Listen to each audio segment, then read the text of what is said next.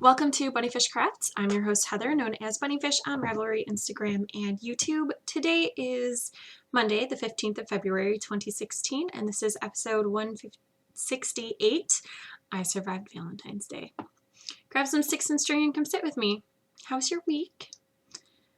My week was okay.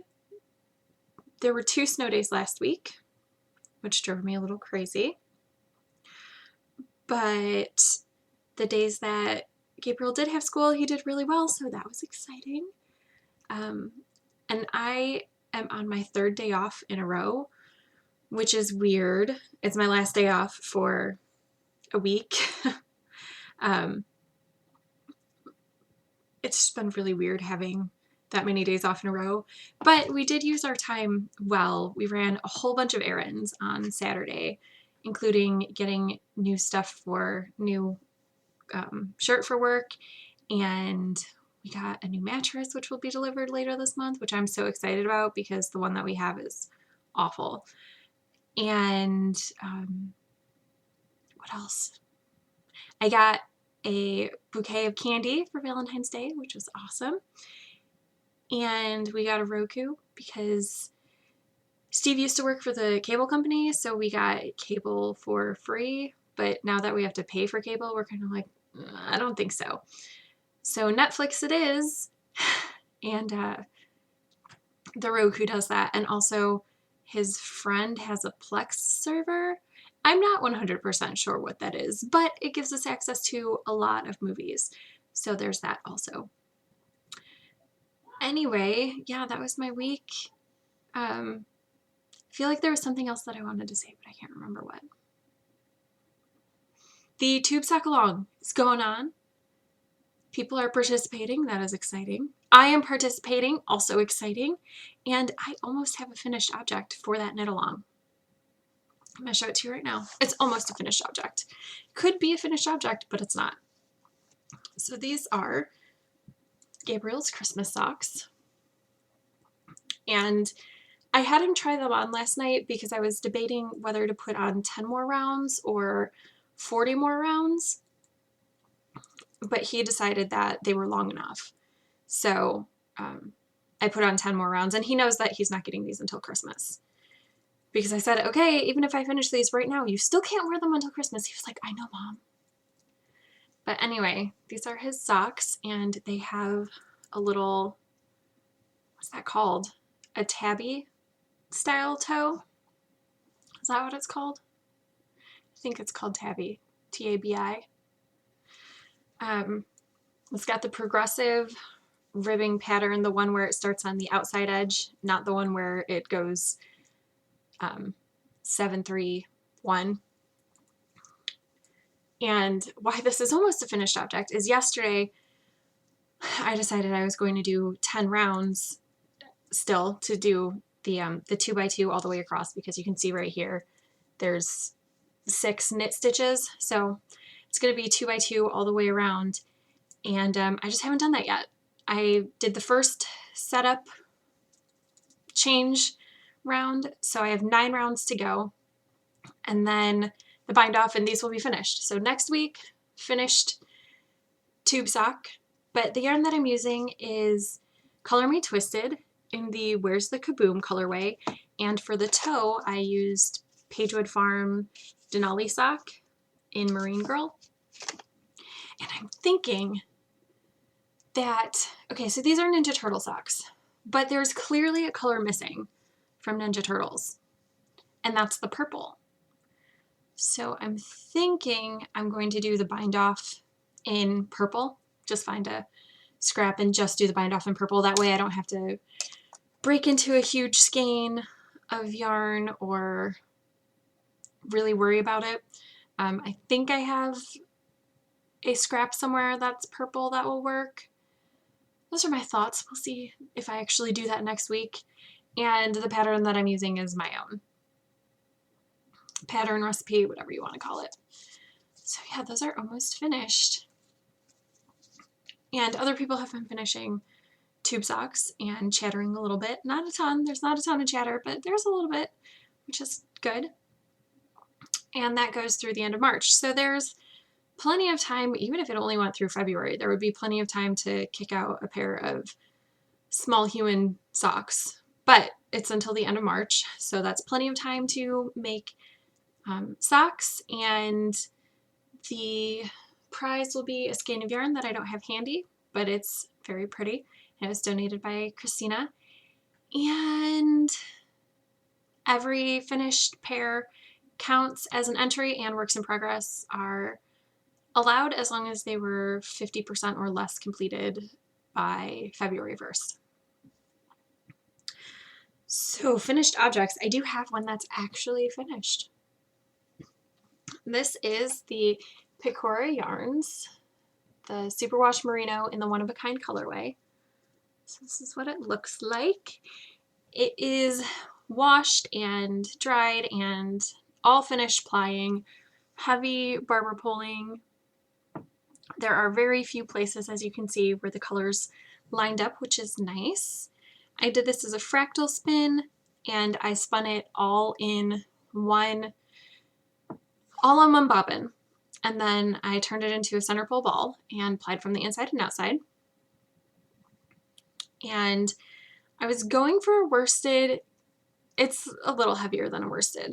It's, if my measuring is correct, it's 113 yards. So yeah, kind of bigger than a worsted. Let's see. It's not completely even, but that's the nature of hand spun, or at least the nature of my hand spun. But it's pretty even, and this was sent to me by Christina to spin for her, and she wanted to make a Mario the Artistic Rabbit out of it, and I think it's enough yardage for that, I'm pretty sure. So hopefully it works out for her, and hopefully I didn't mess up her fiber. But the yarn's really pretty, so I hope that she can make her rabbit out of that. And it went really, really fast. Obviously, I've been spinning a lot of really thin stuff, so that makes sense that it went really fast. But I just really, really liked the spin on it. It was really fun. Just a good spin. So there it is.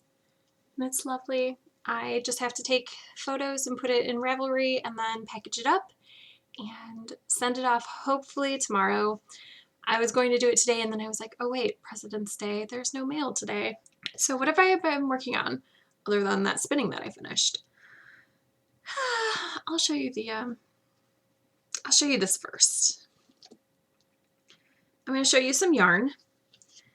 This is Leading Man Fiber Arts, the Ghostlight base in the colorway Fishbowl. And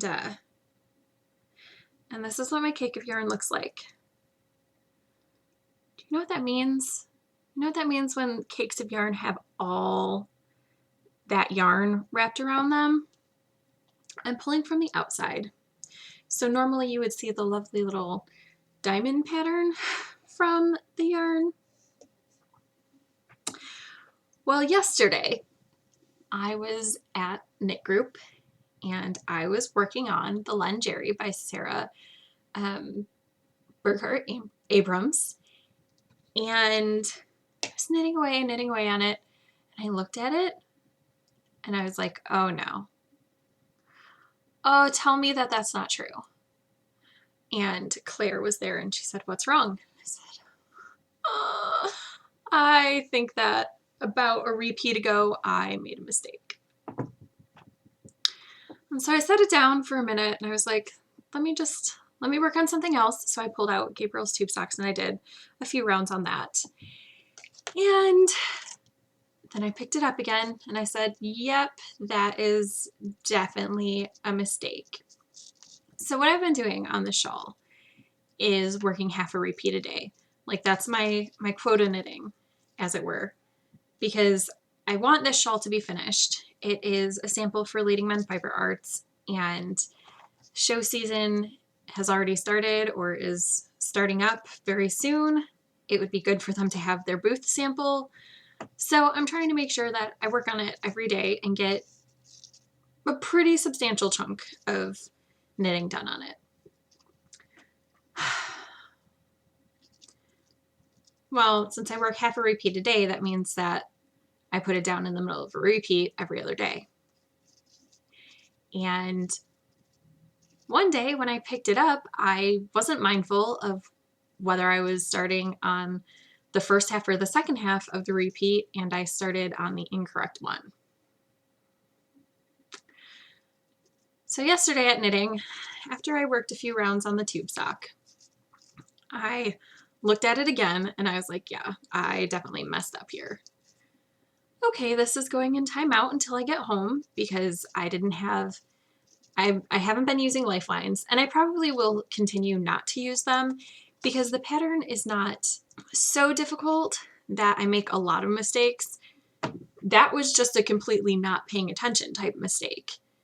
And I feel like that's probably not going to happen again in this shawl. Probably. So I'm going to continue to tempt fate and not use a lifeline.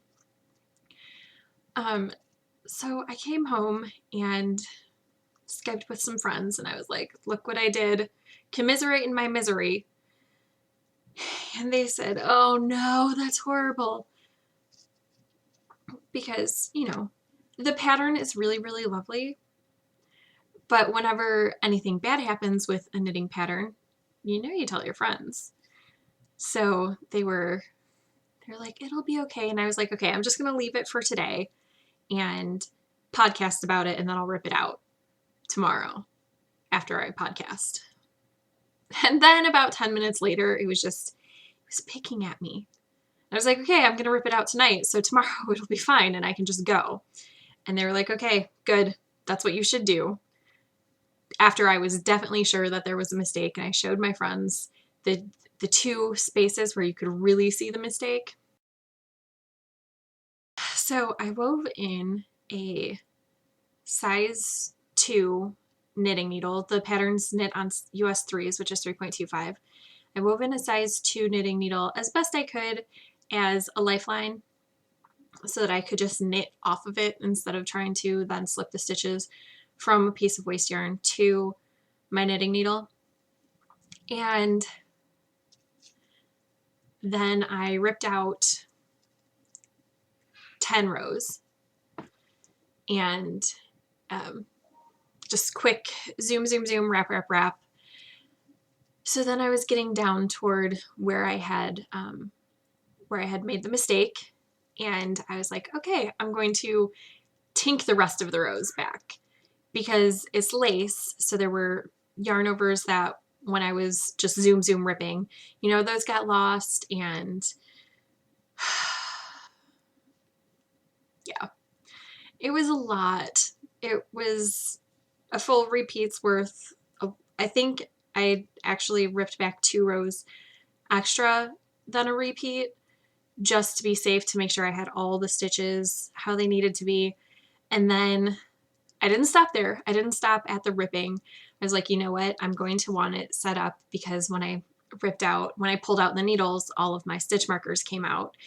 And Haley was like, well, why didn't you just like run your waist or your lifeline up through the stitch markers?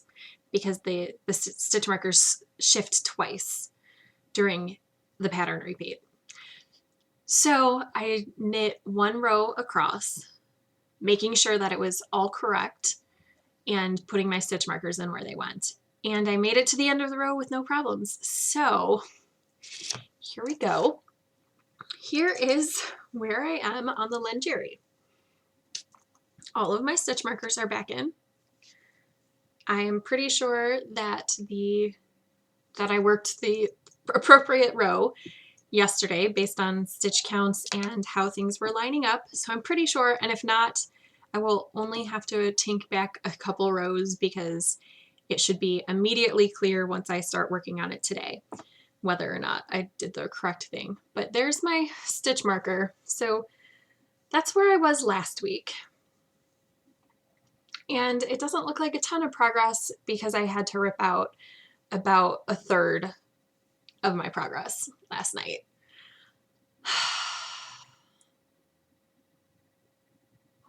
think what happened was it was after we had run all the errands on Saturday, I came home and I just autopiloted and I wasn't paying attention. I was too tired to be working on the shawl. And I knew it, but I was like, oh, I didn't work on it today. I should work on it. No, I should have just let it go. Should have just taken a day off, but I didn't. So it's fine. Here's how it's looking so far. It's too big for my needles now. And I am choosing to use stitch markers because it just makes it really quick and easy for me to spot check and make sure that my pattern repeats are going well, but it doesn't call for stitch markers. And I'm using a lot of different stitch markers on here. These green ones and most of the ones in the center section are from Ellie, who does the knitting room, and I can't remember her Etsy shop. If I remember, I'll put it down at the bottom of the screen. And then I have this 2015 stitch marker, 2015, and also this awesome stitch marker. These are from Sewn by Lindsay, and I think this might be my new favorite kind of like in-your-face stitch marker. I like the little rings for a lot of things, but this one's an excellent beginning of round marker, or this is where this marks the beginning and end of the center panel, these two.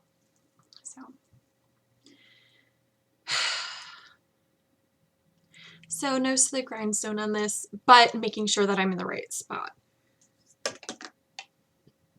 And it's not going, it's going, and I have hopes. I looked at the pattern pictures, and I think that I need to do 12 repeats of the body section.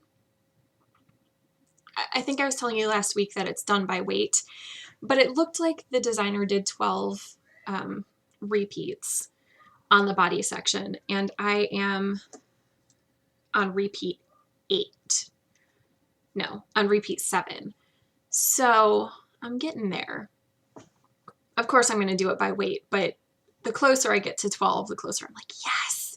That way I'm not weighing the yarn constantly, even though I kind of still am, because I want to know how close I am. I forget what I was going to say about that, but anyway, so that's the Lenjerry. After I finished the spinning, I didn't spin for a couple days, and I was like, nope, this is too weird. I didn't want to start anything, even though I have tons of gorgeous fiber that I could choose from. But I didn't want to start anything new because I have so many works in progress. And I looked at the works in progress I had for spinning, and I was like, you know, it's probably going to be the fastest, this one. That way, if I want to start a new spinning project next month, I'll just have another thing off the spindle. And Haley and Lisa, they do the Knit Two Together podcast. They just rebooted. I don't know if you guys have seen that yet. They did it for a while, and then they took a pretty long hiatus. But they rebooted. They're doing season 2 now. And their year-long knit-along, craft-along thing is 16 and 16. And kind of want to do 16 pairs of socks. That seems like it's going to happen. But I also want to finish 16 spinning projects. And I don't know if it's within their rules or not to do works in progress from the previous year, but they're generally pretty easygoing on rules. So I'm going to say yes. And I have 2 spinning projects that I've finished so far this year. The Sparkly Merla Fiber Art Bat, and then this Picora Yarns. So I'm hoping to have a third one done by the end of the month. And what I'm working on is some fiber that I got from Lorraine. You might remember it. It's this yellow. And there were 3 ounces of fiber, each in a solid color. And I already spun the first 2 when I did the demonstration at the school with Lorraine. So there's purple and pink. See, the purple and the pink. It was on the wheel, and I wound it off because I needed the bobbin, because I only have 3 bobbins. And one of them has fiber from Lorraine, which I still haven't checked if she wants it back or not. P.S. I don't think I mentioned on the podcast that Lorraine is selling me her spinning wheel for a super reasonable price. And she's being very, very generous. We had agreed on a price that I was going to pay per month, but then the whole job thing happened. And she was like, once you're stable, you can pay me for it. Because I tried to give her money, like, right after I told her about what had happened with Steve's job. And she was like, no. No, you can't. Your money's no good right now. You keep it. That money is only good for things for you and the kids. So, I'm getting a little choked up. Anyway, so yeah, the spinning wheel is mine. And the spinning wheel doesn't have a name yet. But I have the spinning wheel. And Gabriel has the spinning wheel because we share. So anyway, my spinning wheel has 3 bobbins. One of them has fiber that Lorraine was using, and I haven't asked her if she wants it back yet or what about it. And one is Gabriel's bobbin. So that leaves only one other bobbin. And I wanted to spin that purple yarn in November, December. I don't know, whenever I did that from Leading Men Fiber Arts, the Eternal Kiss colorway. So I wound this off. And I was like, I'll get back to it eventually. Well, eventually is now. So I'm not spinning it on the wheel because I don't want to take up the bobbin just in case. I'm going to ply it on the wheel, but I'm spinning it on my drop spindle. And yeah, I'm just doing 10 minutes a day. I'm going to spin it on here, and then once I get to the end of this fiber, I'm going to attach the end to the pink, and then I'm going to apply it purple, pink, yellow with the same sparkle that I used for the Merla Fiber at Arts. So hopefully that'll be finished by the end of the month, but if it's not, I mean, I think it will be. There are 2 full weeks left to the month, and there's not that much fiber to spin, and then plying is going to be super fast. I'm only doing 20 minutes a day on that. No, 10 minutes a day on that. I had been doing 20 minutes a day on the spinning, but I cut it down to 10 because this is not an official, I want to finish this by the end of the month project. It's a stretch goal project. So even at 10 minutes a day, that should be more than enough time to finish this yarn. I also worked on My Zombie Boyfriend, which is a pattern by Elizabeth Jeremiah. And the sheep denotes where I was last week. It is a beautifully cabled sock pattern. And the sheep is a little bit deceiving on how much progress I made because that's on the front of the sock and I did the heel. The pattern calls for a short row heel. I did use a short row heel, but I used specifically the Fish Lips Kiss heel, and I didn't do it in just stockinette. The back of the sock is ribbed, so I carried that pattern down the heel, but I didn't, on the back side, I did slip one, knit one, slip one, purl one to keep the rib, but to also slip those stitches on the inside. So I think you'll better be able to see. Yeah. So there's the inside with all the slip stitches, and here's the actual rib of the sock. So yeah, I decided to try that out, and hopefully that won't feel too weird as the sock, but it doesn't look bad, I don't think. So I finished the heels and I started working down the foot. I think I'm about half a pattern repeat down the foot. And I'm just continuing to go along. The pattern is really clearly charted. The instructions that I've used have been very well written. Again, I didn't use the heel instructions. And I'm enjoying it. I'm enjoying the knit. The yarn is Marine Girl Pagewood Farms Denali sock. It's the same thing I used for the toes of Gabriel's Christmas socks. And they're just working up very nicely. The cable pattern is gorgeous in this yarn. I think even though it's variegated, I think it shows up really, really nicely. The stitch definition is great. So overall, a very enjoyable knit. I also worked on all the socks except the Raptor. The Raptor did not get any work this week, I don't think. If it did, it was one row, and I doubt it. I also worked on the Josie socks by Jenna Meyer. Well, the Josie sock, because I'm working it singly. And it's only I only did this much from the stitch marker down. It's not my focus project right now, obviously. It will get much more love in the coming week, though, because I am thinking about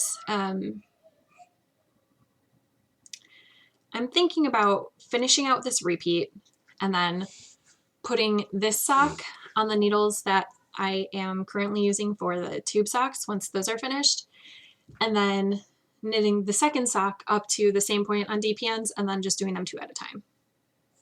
I'm thinking about it. I haven't committed to that for sure, but I'm thinking that is probably what's going to happen. So Josie Sock by Jenna Meyer. It is very lacy, very pretty. It was an exclusive for people who donated for her Kickstarter, I think, for her yarn truck.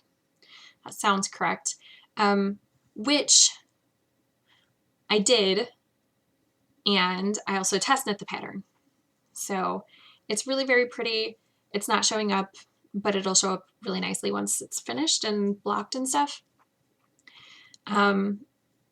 It's linked, I believe, in the show notes, so go check out the pattern because it's gorgeous, even though you can't get it if you didn't donate to the yarn truck. So the yarn that I'm using is so pretty, and I'm so sad that I can't get another skein because while I've been working on this, there have been at least 3 people who have said, oh, what is that and where do you get it? It's Science Monkey Mercantile, and he is not currently dying. Although he still has an Etsy shop and it says he's on vacation, so maybe someday he'll come back. The colorway is Rosalind Franklin's Overexposed Photograph, and it's the Faraday sock, which is 80% superwash merino, 20% nylon, and just, oh, it's the perfect amount of pink, and I just love it so, so much. I think that I would even just knit stockinette socks out of this. Right? And not tube socks for kids, like grown-up stockinette socks out of this colorway. I don't know. I might PM him someday and be like, hey, do you think you could make like 4 skeins of that for me? Because it's just so pretty. I don't know. I super, super love it. And I plan to make a lot more progress on the socks this coming week than I did this week. What else did I work on? Oh, I worked on the blanket for Steve's mom. 2 days this week, as I've been sitting at my computer working on things and watching podcasts, I've had the blanket in my lap because it was chilly. And every time I finish something on my to-do list, so I'm using this app. It's called Habitica or habitica.com. I think it's called Habit RPG if you search the App Store. So you can just do it on your phone, but if you want to do all the extra things, you have to go online for it, which is fine. I use it on my phone while I'm out and about to check off things. And then when I'm home, I use mostly the website. Anyway, so what it is it's like a to-do list app, but you get rewards for finishing things on your to-do list. And there are 3 different segments. There's habits, which are things that you want to get into the habit of doing. And you can use that to track positive habits and negative habits. And you have a little avatar. So if you do positive habits, you get experience and gold and stuff. But if you partake in your negative habit that you're trying to break, then it hurts you. Like it takes away your health points, which is really cool. There are also dailies, and those, anything you don't complete every day, you get a damage to your health. So plan your dailies very smartly if you think you're actually going to be able to accomplish them every day. You can also set them up to be only due on certain days, which is nice. Like I have 4 weeklies and I don't know, like 10 dailies. But for each task, and then there's a to-do list that you can update with things that don't hurt you if you don't finish them. And for each task, you have the option of making a checklist, Well, for my dailies, one of my dailies, for instance, is the Lingerie. And I want to finish half a pattern repeat every day. So that's the overall daily. But then I have a checklist for every 2 rows. I check it off, because if you have a checklist for your daily and you don't complete the daily, but you've checked things off, it hurts you less. So every time I check anything off in Habit RPG, anytime I did, I would crochet 10 stitches on the blanket. It's not a lot of stitches. It's not enough for me to be like, oh, why am I doing this? It's just enough to make some progress. So I think I'm on round 9 of 10 of the current section that I'm in, and then I'll be finished with that. And I'll probably put it back on that 10 stitch rotation today so that I'll get a little bit closer to being finished with the blanket. But yeah, I'm not going to show it to you because it looks the same. I'll show it to you when I am on the next section, because there will be a different color and it'll actually look like something. The other thing, the last thing, I have 2 more things. I've been talking for a really long time and I'm not through my works in progress. So one last knitting thing that I'm working on is the Undercover by Beta Jezik, and I didn't put in a progress keeper, but I'm pretty sure that I was just here last week, just in the very, very center. And yeah, because I had just restarted it with new needles last week. That's right. So last week I was magic looping using these needles, and now my project is big enough that I'm no longer magic looping, and my stitches are going to start getting bunched on this needle, which is fine. The needle is a size 8, which is a 5.0 millimeter needle, and they're Chow Goose, and Haley sent them to me for Friendsmas. This is what the Undercover pattern will kind of look like. It is a leafy repeated motif. It is a free pattern by Hedgehog Fibers, I think. I'm pretty sure. The pattern definitely used 4 skeins of Hedgehog Fiber sock yarn in a kind of a gradient sort of fashion. I am not using anything that fancy because the people that I am making this for are not fiber people. I'm using Caron Simply Soft in the Dark Sage colorway. And yeah, I was making okay progress on it, and then I stopped working on it because I had other things that I wanted to work on. But I'll get back to working on it. I really like the pattern. It's very intuitive.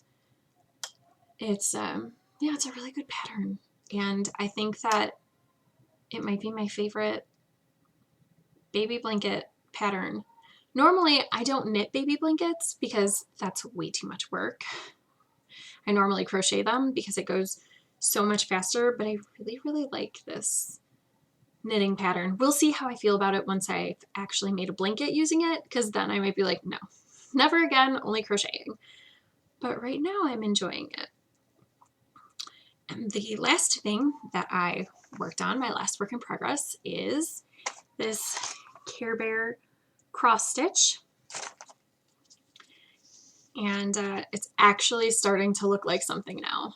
Last week I just had the outline of the moon and of the very beginning of the outline of the arm. So now I have the Care Bear's head outline and one arm outlined, and I made the Star Buddy. Star Buddy is not complete. I still have to finish this half, the outline color, but oh my gosh, I love the Star Buddy. My favorite part by far is the Star Buddy, but if I do the Star Buddy, then I'm going to be like, oh, about the outlining. I don't know. I'm pretty sure the reason that I started with the outlining instead of doing the big chunks of color is because the main body color is one of the threads that my children absconded with that I didn't recover and that I'm going to have to replace. So I want to do all of the other colors before I pick that color out, because flosses look fine next to each other sometimes in the hank or just separated, but then once you start working with them, sometimes they don't look as nice. I'm sure you've had this when you've been knitting with yarn too, right? Anyway, so I started with the outline and that was boring. And, you know, I was just here last week. So what I've been doing is I work one length of floss a day. It's pre-cut because it was a kit. So I just use one length, and I have been switching off the stars colors for the outline color. So one day I'll do the blue, and then the next day I'll do yellow. And that should hold me through. Today is a blue day, and then tomorrow I will finish the outline of the star. And then the other nice thing about doing it that way is, you know how there are milestones when you're knitting, like for a sock, finishing a toe, finishing the foot, finishing the heel, finishing the leg, finishing the cuff. Those are all milestones. Well, for me, for cross stitch, finishing a particular motif is a milestone. So the star buddy will be a milestone. But also finishing a color of floss is a milestone. Well, this yellow color is not used anywhere else. It's used down here, and then it's here, but that milestone is reached. That yellow is finished. I'm not using that color anymore. So milestone reached, which is exciting. It's nice to have those little milestones interspersed with these bigger things like the outline of the bear. Obviously a milestone, but it's still like,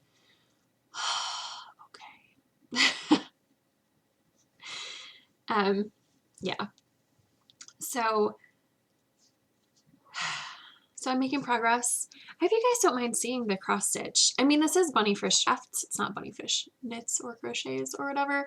And I haven't had anyone complain about seeing crafty things before. I'm not going to not do it. If people don't like seeing about the cross stitch, you can just skip ahead in the video or whatever. But yeah, hopefully you don't mind. Because I would hate to do something that people don't like to see, but it's also my podcast. Anyway, modular projects. I did not show you, I did not edit in the square that I made with Christina's yarn last week. So here's that.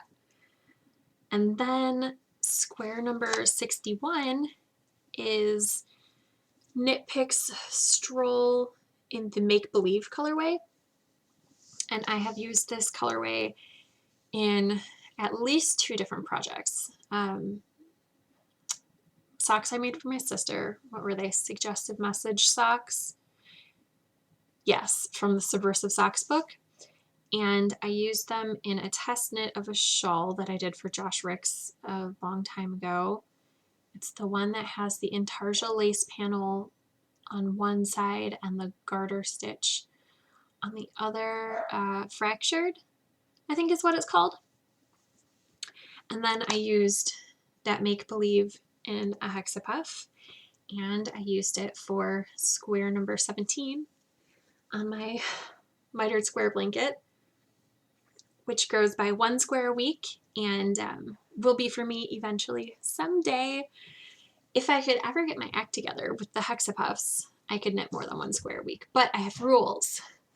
And this week I only did 5 hexapuffs.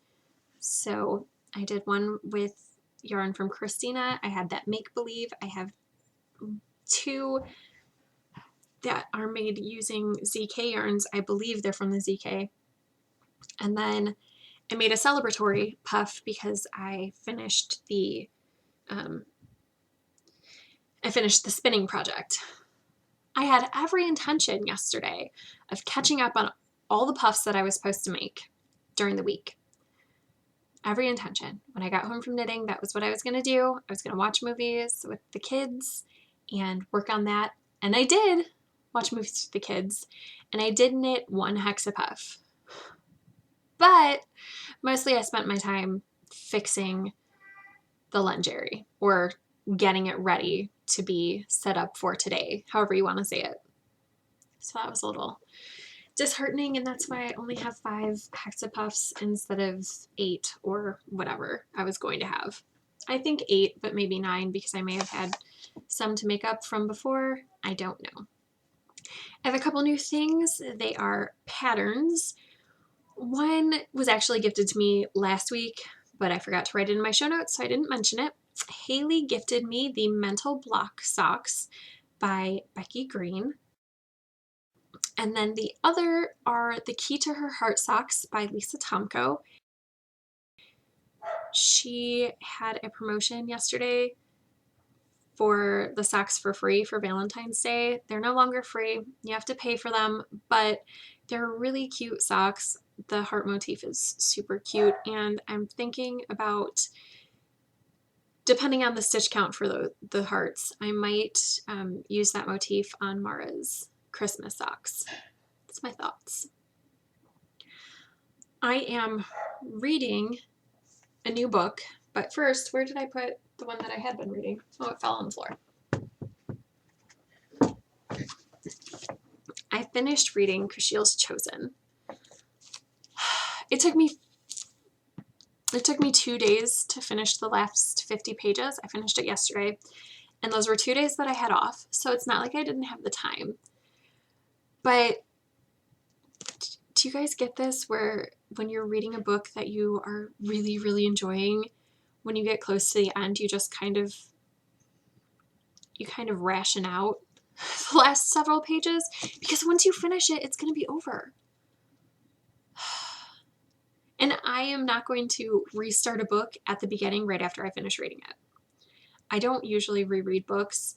I haven't read this trilogy in probably 5 years, so it's okay for me to reread it now, but once the book is over, it's over for a while.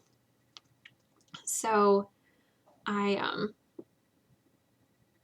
finished it yesterday, and super enjoyable. I'm taking a break from the trilogy because now I'm panicking. I'm like, there's only one book left. And yes, there are 6 other books that are in the same universe, but each trilogy picks a different main character. I'm like, it's not the same.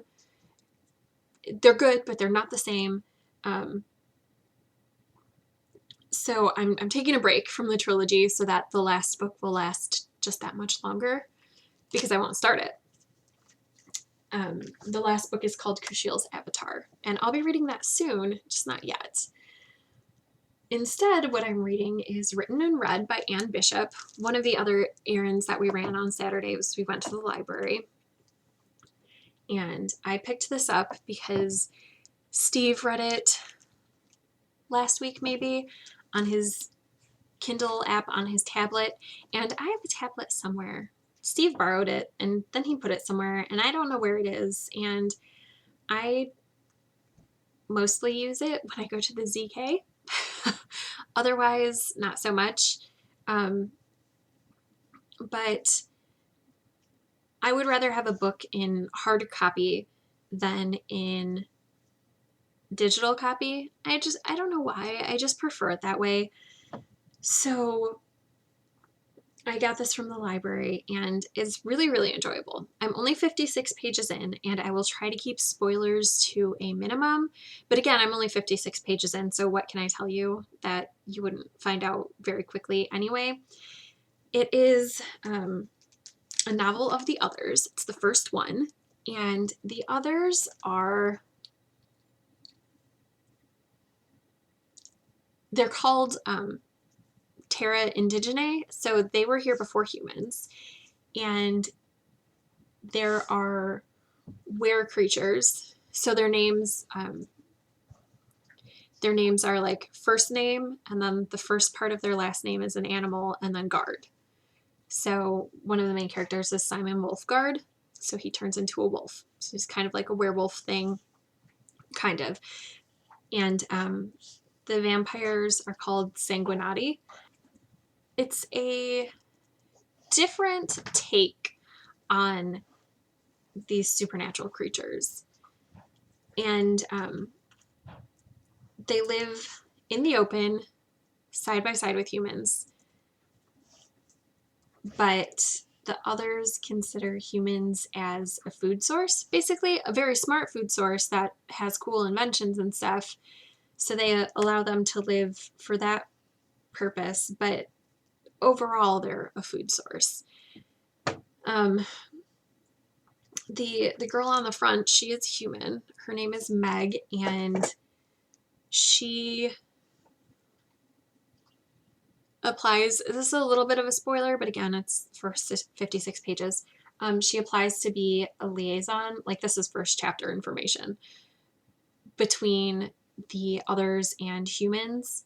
So her job is to basically get the mail deliveries from human delivery services and then sort them, the packages and the letters and stuff, so they can be delivered to the others via like via others, like the others take it and deliver it to others. I don't know, it's not as complicated as I'm saying. I just don't want to give away a lot of information.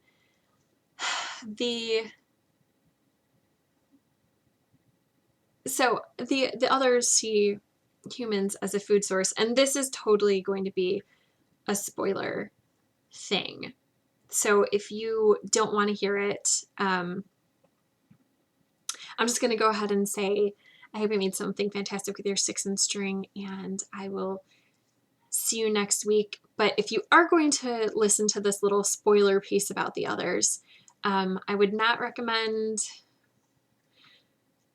I think this book is really, really good, and it's definitely an adult book or a really high school. I would have read it in high school, and my friends would have, but I don't think it would have been appropriate for my classmates in general, sort of thing. So here comes the spoiler. The others live inside courtyards inside human cities. Humans get very little tracts of land, like they're very dispersed over the continent, and the others rule, basically. So there's a courtyard in each human city, and the courtyard is there so that others can make sure that humans aren't violating their agreements. And the courtyard itself, humans aren't allowed to trespass on. Each courtyard has its own rules with how to deal with human trespassers. So in this particular courtyard, children who enter the courtyard are basically thrown over the fence because, you know, you get dared by friends. So they're basically thrown over the fence, and then teenagers are roughed up a little bit and then thrown over the fence. Adults who trespass are roughed up, and then the guard sit on them until the police come to pick them up, like literally sit on them until the police come to pick them up for trespassing. And then if any adult enters with a weapon, their life is forfeit. And the guard or whoever deals with the people, they leave identifying things like wallets and keys at something called the cairn for the authorities to find, so that they can let the families know, basically, hey, your person messed up big time and they're not coming home. Anyway, in the first chapter or so, that happens. Maybe it's the second chapter. Some people trespass at night on the courtyard with weapons, and the guard and a sanguinati take them. Yeah. It's kind of graphic. It's kind of brutal. I would say this is horror-ish, not straight horror. Like, it's not, the book overall is not a scary book. Maybe kind of splatterpunk-y, but not a lot of splatterpunk. Just like those particular scenes are kind of that sort of graphic violence, that in such a way that it's like, no, this is totally normal. So I'm really enjoying it. Heidi, have you read this? I can't remember if you said that you did or not. If you haven't, I think you would like it. even though I'm only 56 pages in, so I probably shouldn't be recommending it, but I'm really, really enjoying it. And if you stayed, I'll say it again, I hope you made something fantastic with your sticks and string, and I will see you next week. Bye!